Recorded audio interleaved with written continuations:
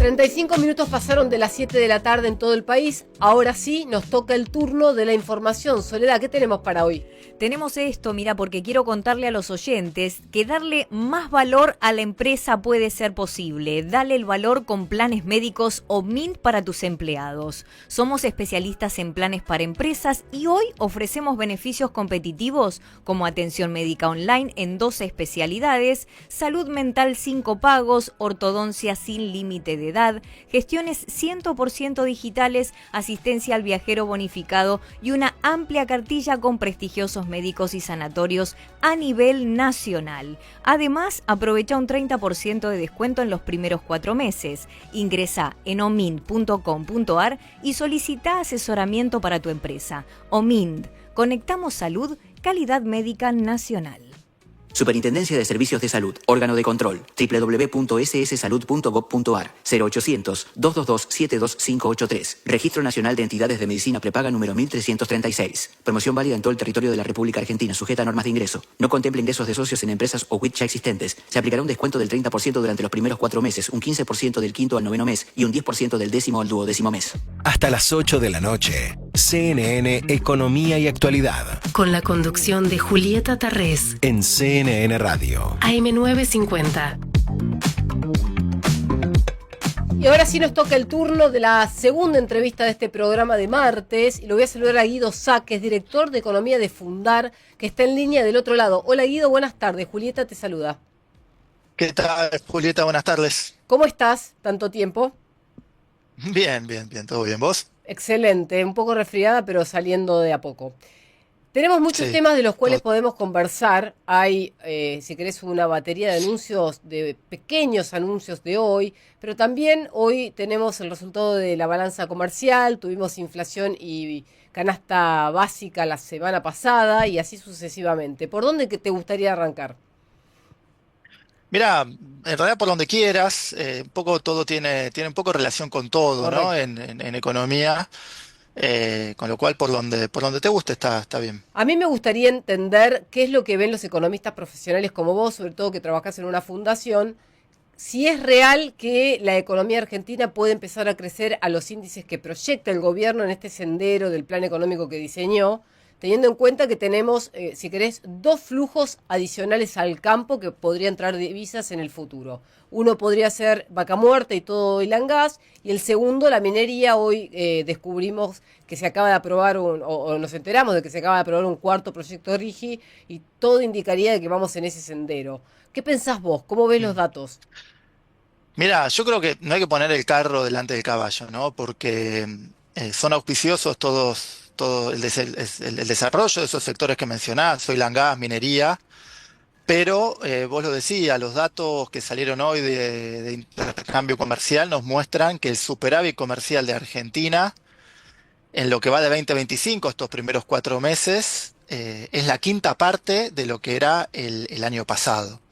Con lo cual aún todo el desarrollo, el crecimiento de vaca muerta, no compensa el crecimiento de las importaciones que estamos viendo, que es enorme. Las importaciones vienen creciendo por encima del 30% interanual. Es producto de el crecimiento, la recuperación que está teniendo la economía con un tipo de cambio insosteniblemente bajo. Y ese es principalmente el problema que tiene la economía actual.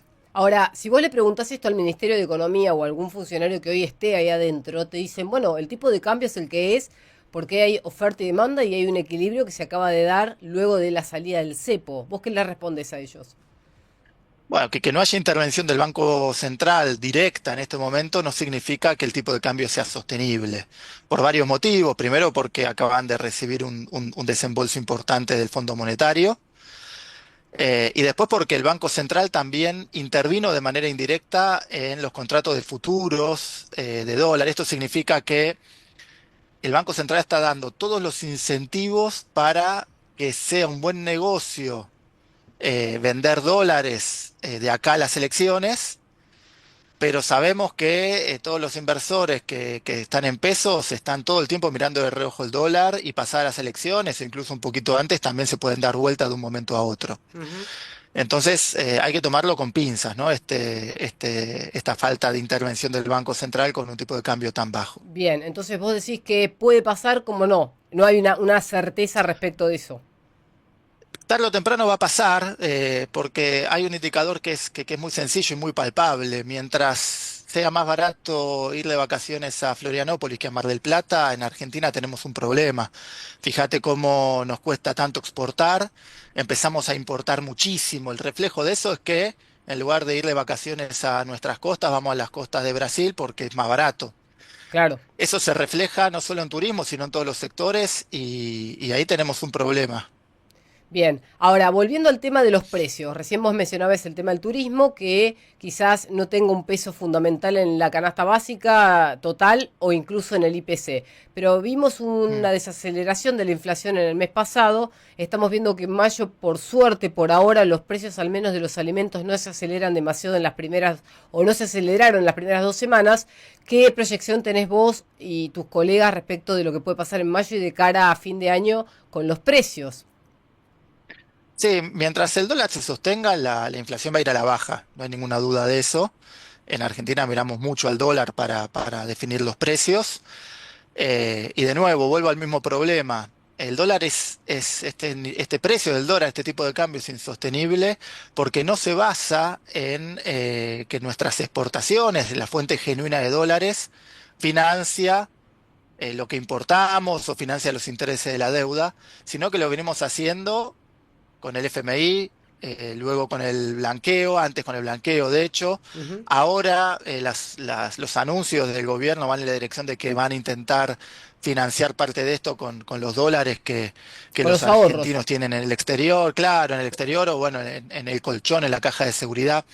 Fíjate que son siempre puentes hacia adelante, pero nunca se resuelve el problema que en última instancia es que las exportaciones deberían ser suficientes para financiar las importaciones y los pagos de intereses de la deuda y esto no ha sido así desde en mucho tiempo, digamos, no en este gobierno, en los gobiernos anteriores también, pero eso es una constante que este gobierno no ha modificado. Ahora, ¿qué cálculos hacen ustedes los economistas, Guido, para proyectar un crecimiento de las exportaciones de manera sostenida, que no sea un problema enfrentado a las importaciones? Porque Argentina es un país que tiene que recuperar su economía y tiene que seguir reactivándose. Es decir, este año va a tener una recuperación de la caída, no va a ser crecimiento. Y probablemente en el futuro tenga crecimiento, pero sin importaciones no lo puedes hacer. Entonces, ¿cuánto tiempo te tiene que llevar a vos reconstruir tus exportaciones y aumentarlas a un nivel de que las importaciones no te generen una balanza negativa? No, ahí es donde tenemos la buena noticia, ¿no? Porque por primera vez en mucho tiempo Argentina sabe qué le puede ofrecer al mundo, que es petróleo, gas, minería, y después todo lo otro que tenemos por ofrecerle, que ya le veníamos ofreciendo, productos agropecuarios y servicios y productos industriales en menor medida, pero también buena parte de los productos industriales van hacia la exportación. Lo importante es que las exportaciones primarias de energía y de minería no reemplacen a las otras exportaciones, sino que se sumen a las otras exportaciones.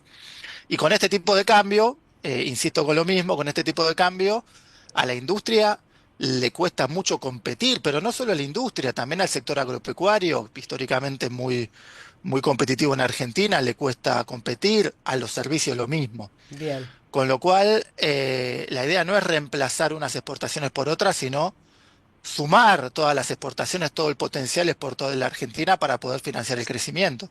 Claro, está bien. Y eso, según entiendo, está proyectado para varios años adelante. Entre el 27 y el 30 se calcula que recién ahí ingresarán flujos de divisas de otros sectores que no son el campo. Claro, efectivamente, energía ya está dando sus frutos, pero fíjate que a causa de este tipo de cambio tan bajo, la mejora en la balanza energética nos la estamos gastando en el deterioro de la balanza de turismo. Claro, por Es eso. decir, nos gastamos vaca muerta en viajar al exterior.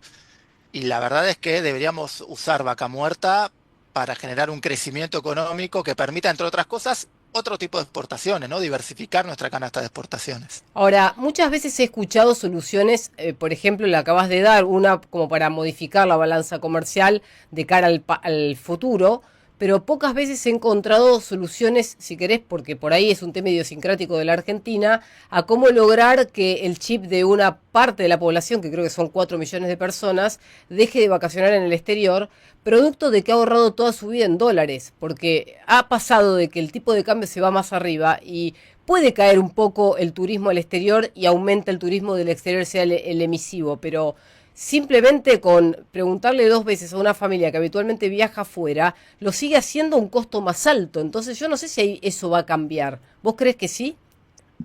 Sí, a ver, yo creo que sí, y la prueba está en que quienes se fueron al exterior en el verano de 2024 fue muchísima menos gente que quienes se fueron al exterior en 2025.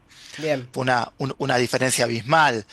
En cualquier caso, el problema principal no es el viaje al exterior, sino el ahorro que hacemos en dólares. Eso es mucho más demandante de dólares que los viajes al exterior. Y eso es lo que tenemos que empezar a revertir de a poco. Y la manera de hacerlo justamente es haciendo un tipo de cambio sostenible, porque si en todo momento estamos viendo que el tipo de cambio es muy bajo, como pasó en marzo pasado, que estábamos esperando una devaluación y entonces todos los que estaban posicionados en pesos se fueron al dólar nuevamente, eh, así vamos a profundizar el problema, ¿no? Lo que tenemos que lograr es un tipo de cambio a un nivel sostenible, con una tasa de interés atractiva en moneda local pero y sostenerlo en el tiempo. eso lo entiendo como concepto. Ahora, ¿cuál sería la forma? ¿Dejarlo flotar y intervenir cuando el tipo de cambio se aprecia demasiado o se deprecia demasiado? ¿O hay que poner un tipo de cambio fijo, según tu criterio? ¿Cuál sería la estrategia que usarías? No, a mí me parece bien que flote el tipo de cambio, pero como vos decís, de manera administrada, es decir, que ni baje demasiado ni suba demasiado el tipo de cambio, acotando esas fluctuaciones tan fuertes, en torno a un nivel sostenible, de nuevo, que lo haga en torno a 1100 es un nivel históricamente bajo, que en algún momento va a tener que fluctuar en torno a otros valores, 1300, 1400, cuando los incentivos estén normalizados. Hoy no tenemos incentivos normalizados en ese sentido. El inversor sabe que el gobierno va a hacer todo lo posible para tener un tipo de cambio relativamente bajo, al menos hasta las elecciones. Claro, bien, bueno, es un buen punto. Y para cerrar, vos hablás siempre de un dólar que sea competitivo, un dólar que esté en equilibrio. ¿No pensás que quizás moviendo otras variables de la economía, como por ejemplo los impuestos, eso también podría generar un nivel de competitividad más alto para un productor local que quiera colocar sus productos en el exterior?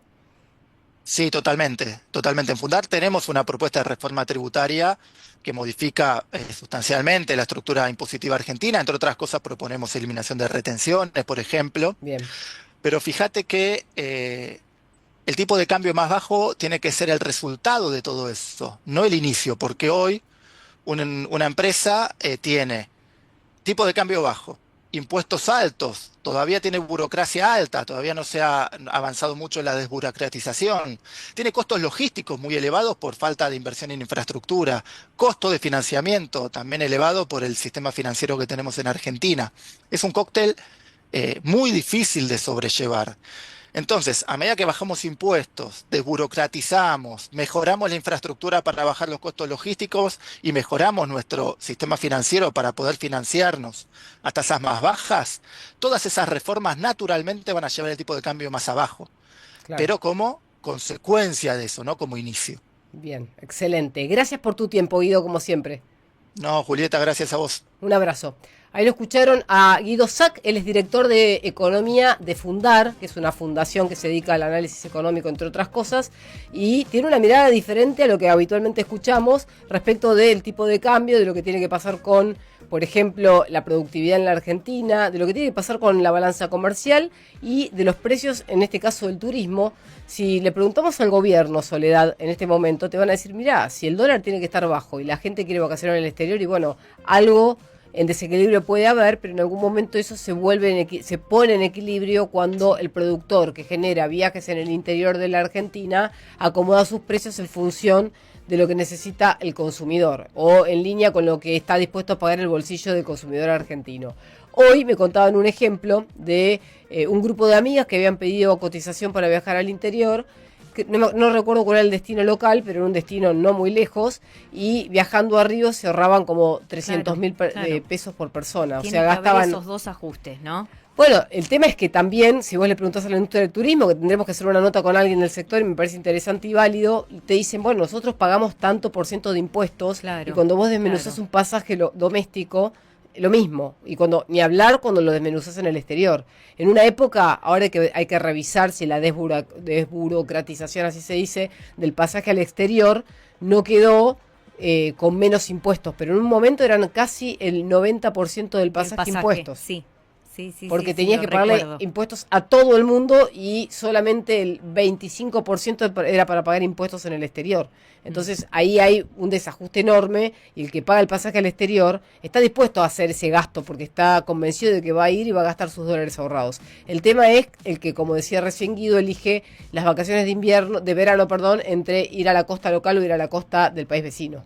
Eso es otra decisión. Pero el que viaja a Europa, a Estados Unidos o a algún país exótico durante sus vacaciones fuera de temporada una vez al año, lo va a seguir haciendo más allá de lo que le cueste el dólar porque ahorra para eso. Exactamente. Entonces son condiciones distintas. Hablamos de lo que hace la masa respecto de lo que hace un nicho de la población que sigue siendo menos del 10%. ¿Está bien?